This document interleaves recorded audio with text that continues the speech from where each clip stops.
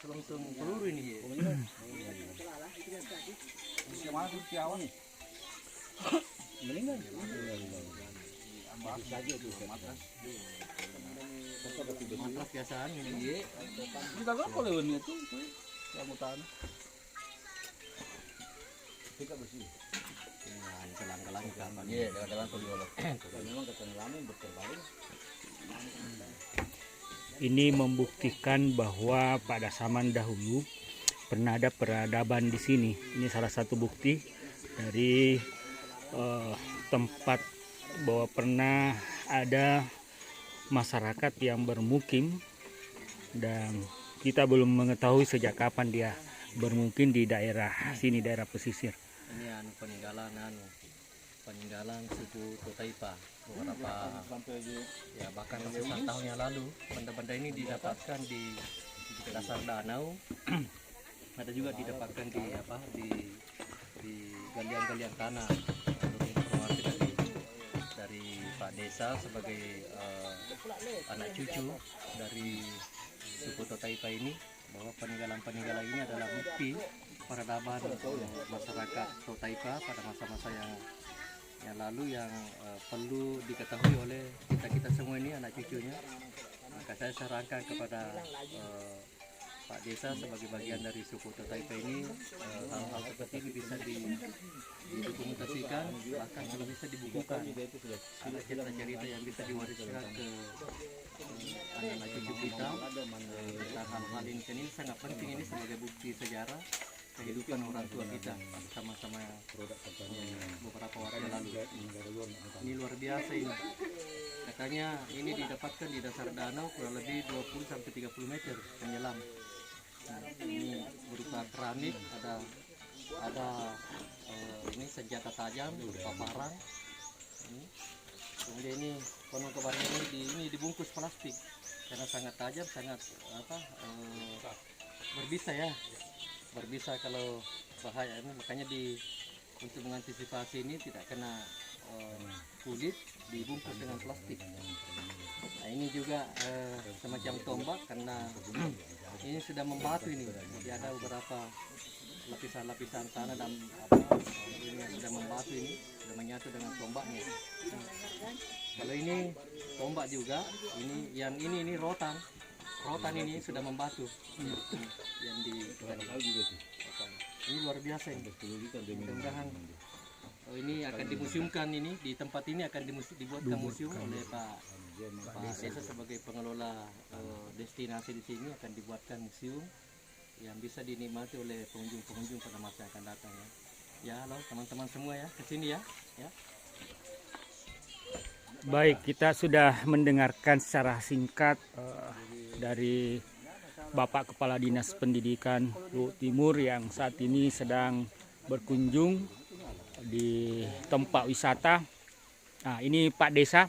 Saya mau bertanya-tanya dulu di Pak D, seperti apa misi Pak D dalam rangka membuka lahan ini lalu membuat satu tempat wisata yang diberi nama Kampung Taipa ya Pak D? Ya. Nah, sejak kapan dimulai nih Pak D?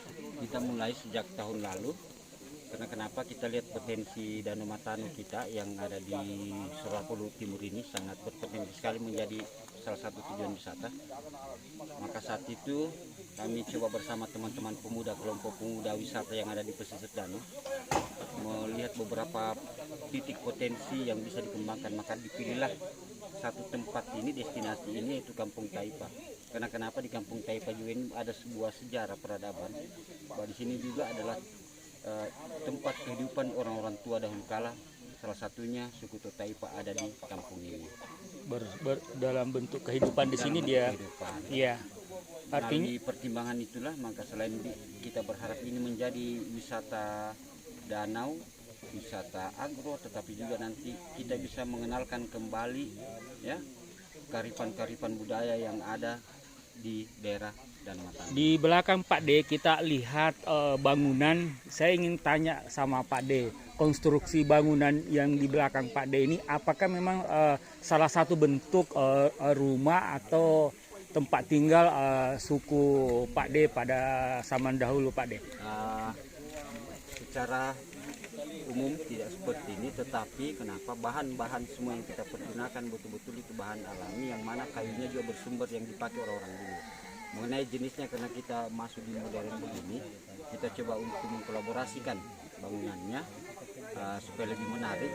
Tetapi nanti di museum itu nanti kita akan bangun satu miniatur rumah adat, rumah-rumah adat yang dulu masyarakat sini itu pergunakan sebagai tempat tinggal.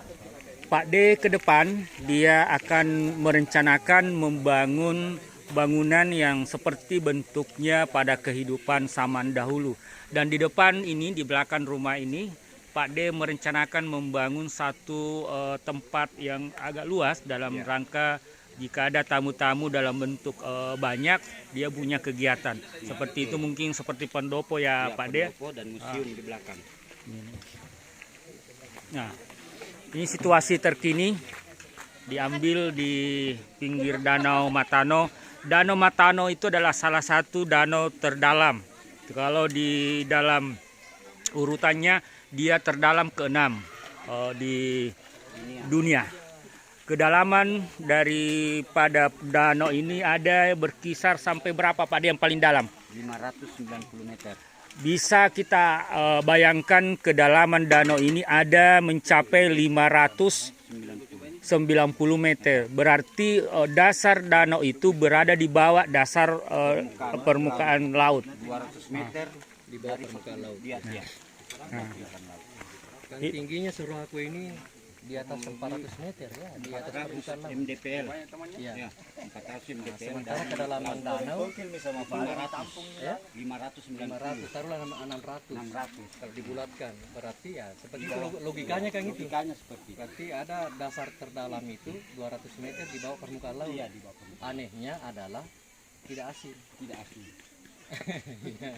Semakin tentunya kita penasaran seperti apa potensi yang ada di pinggiran danau. Banyak hal yang misterius yang perlu diungkap oleh Pak Desa sebagai pengelola destinasi wisata, sebagai pewaris dari suku Totaipa di sini. Saya sangat apresiasi Pak Desa ini karena tidak banyak generasi muda seperti ini yang mau mengambil pusing memberikan porsi perhatian seperti ini. Makanya kita perlu respon semua. Saya dari pemerintah ini, bagian dari pemerintah sangat mengapresiasi. Mudah-mudahan ke depan lokasi ini perlu dikelola dengan profesional. Ya, salah satu di antaranya adalah ada beberapa anak-anak muda yang akan dilatih menjadi pemandu wisata yang bisa menjelaskan kepada siapa saja tentang latar belakang tempat ini, kemudian asal mula suku Totaipa itu di sini, kemudian menjelaskan peninggalan-peninggalan yang didapat di sini. Dan saya yakin dan percaya masih banyak Pak, masih banyak di dasar danau ini peninggalan-peninggalan yang perlu diungkap, yang perlu digali untuk menjadi bukti kebudayaan tinggi ya. Itu tadi ada di sana itu, saya perkirakan itu Usianya. gerabah dari Cina itu Pak De. Kesimpulan saya adalah berarti orang tua kita dulu di sini sudah ada komunikasi dengan bahasa-bahasa lain. Dengan perdagangan. Kalau saya lihat itu bukan produksi Bukan produksi orang di sini, tapi orang dari luar negeri itu, dari bangsa lain ya. Ditemukan di sekitaran pulau.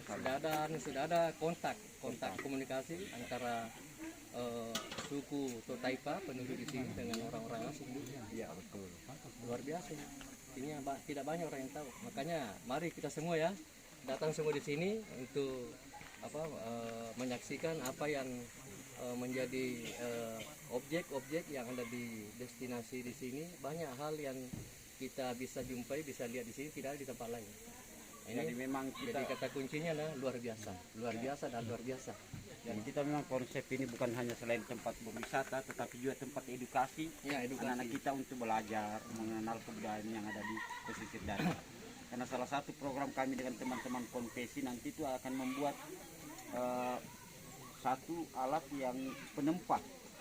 Iya, yang tradisional itu. Pasondo, iya. Iya. Nanti di belakang kita sudah punya tempat. Kami lagi Untuk menempa senjata tajam tuh, iya, besi ya. tajam. Itu nanti alatnya kita siapkan. Walaupun mungkin nanti tidak memproduksi, tapi alat itu ada untuk dia diperkenalkan. Lagi di sini banyak buah-buah di sini. Ya, Jadi mangga ke depan semua ini ini akan memang. menjadi Makanya harga Taipa ini. ya mangga. Menjadi agrowisata. Jadi kita berwisata sambil makan buah. Tidak, buah-buahnya itu bukan dari luar, tapi di sini ada rambutan, ada mangga. Ada Mangga itu langsat, kan ya, durian. semuanya Taipa itu mangga ya. Di sini banyak mangga. Mangga-mangga apa namanya? Mangga-mangga alam ya. Tentunya kita penasaran seperti apa alat transportasi yang kita gunakan ketika kita mau berkunjung di Kampung Taipa. Dari Sorowako kita tentu menggunakan transportasi air. Kalau kita Pak D dari pelabuhan ke sini, kalau kita menggunakan rap alat tradisional itu berapa menit Pak D? Jadi 3 kalau kita pakai rap itu kurang lebih 25 sampai 30 menit. Tapi kalau kita pakai perahu tradisional kurang lebih 20 menit. Dan lebih cepat lagi kalau kita memakai speed itu kurang lebih 10 sampai 15 menit. Ya, itu barangkali sekilas simpel seperti apa kalau kita ke sini, karena untuk sementara ini tidak ada akses darat untuk sampai ke sini. Jadi satu-satunya jalan tentu kita harus ada komunikasi dengan pihak pengelola. Itu barangkali guys untuk saat ini. Semoga saya tunggu kedatangan Tak di sini. Tunggu kedatangannya. Iya, Kampung Pak D Taipa. menunggu. Nah, Pak Desa Sorowako. Sorowako. Ya. Eh. Gratis.